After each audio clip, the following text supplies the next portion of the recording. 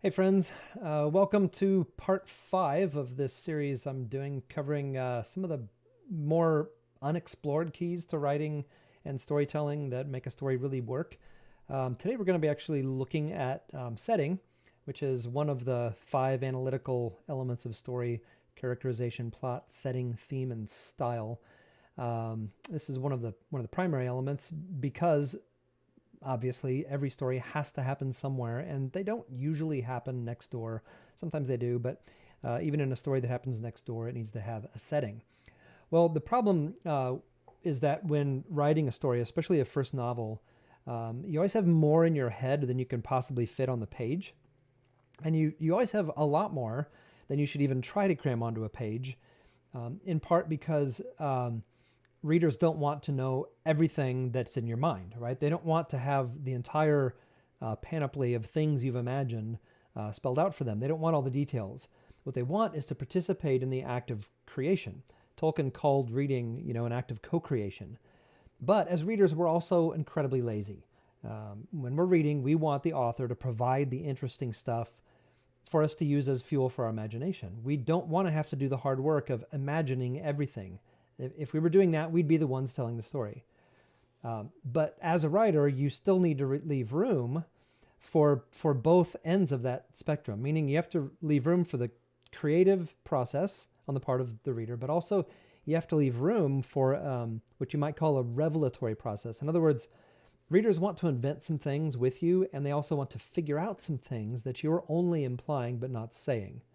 So I'm going to give you an example. I'm going to read from Raymond Chandler's novella Red Wind, because it's a fantastic example of how to create setting by using precise and unexpected details, but also how to use intriguing concepts in order to create setting. So I'm gonna read the first 3 paragraphs and then I'll unpack it a little bit.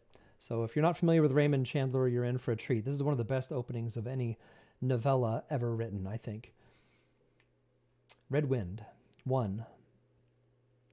There was a desert wind blowing that night. It was one of those hot, dry Santa Anas that come down through the mountain passes and curl your hair and make your nerves jump and your skin itch. On nights like that, every booze party ends in a fight. Meek little wives feel the edge of the carving knife and study their husbands' necks. Anything can happen. You can even get a full glass of beer at a cocktail lounge. I was getting one in a flossy new place across the street from the apartment house where I lived. It had been open about a week, and it wasn't doing any business. The kid behind the bar was in his early 20s and looked as if he had never had a drink in his life. There was only one other customer, a souse on a bar stool with his back to the door. He had a pile of dimes stacked neatly in front of him, about $2 worth. He was drinking straight rye in small glasses, and he was all by himself in a world of his own. All right, so that is Raymond Chandler, Red Wind. And in my opinion, Raymond Chandler's superpower is narrative voice. He does hard-boiled brilliantly, and part of that brilliance is giving readers the feeling of a place, not just the details of a place. Setting is actually a kind of a catch-all phrase for how you describe time and place, and it generally boils down to the interaction of precise images and intriguing concepts to create not just an imagined sense of scene or place or setting in the reader's mind, but also a feeling, the feeling that goes along with it. And that's what Raymond Chandler does so well in those first 3 paragraphs. He is giving us the feeling of a place and the feeling of a time, that specific night when, something bad is about to happen. And he does it because by using a combination of precise images and intriguing concepts that, interestingly, don't really have a lot to do with each other. I mean, what does a hot, dry Santa Ana have to do with a meek little housewife feeling the edge of a carving knife and studying the husband's neck? What is it? He's saying that on this type of night, this is one of those nights, he just could feel something bad was about to happen, right? Now, he could have said that, but it would have had nearly the dramatic power of the way he actually did it. It wouldn't have created the same story tension. So setting, like other description, comes down to precise images and intriguing concepts, right? are differentiated in prose by whether or not a particular sentence produces a sensory image in your mind. So images, when I say image, I mean not just something you see, but anything you can see, hear, feel, taste, or smell. Any of those things can be presented as a sensory image in your imagination. Your imagination can imagine a sound. It can imagine a taste or a feeling. So it's not just visual imagery.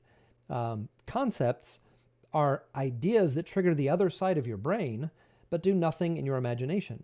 Now, most writing programs at some point will say something along the lines of, show but don't tell. And that's generally true, but it's not always true, because sometimes you do want to communicate a concept, and concepts themselves can be very intriguing. But with first novels and with early writing, before writers have usually written something like 800,000 to 1 million words, they don't do this very well. It takes a long time to develop the instinct for whether a concept is engaging or not. If I were to say it was hot, that is not an engaging concept.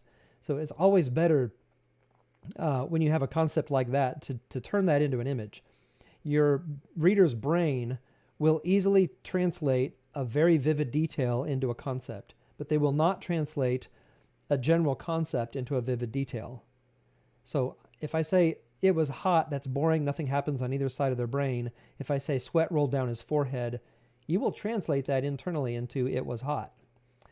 So that's why the advice is show, don't tell. But show, don't tell is oversimplification of writing. So let me give you one more example. If I were to say the submarine was not seaworthy, you would understand that as a concept, but it does nothing in your imagination. And it's not all that interesting. It would have to be contextual. Like the place it happens in a story would have to be like the punchline of something for that to be an interesting concept. So I would probably make it more like this, a series of details, precise images. Rivets popped at rust-streaked seams as the ship's pressure gauges spun in their canisters.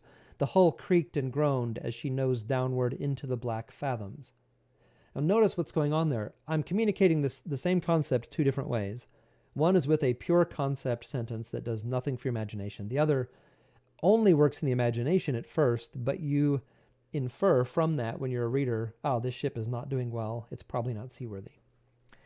Now, most first novelists struggle with the same two problems, and they both come from not knowing how much to describe. Do I describe everything that I'm seeing in my imagination?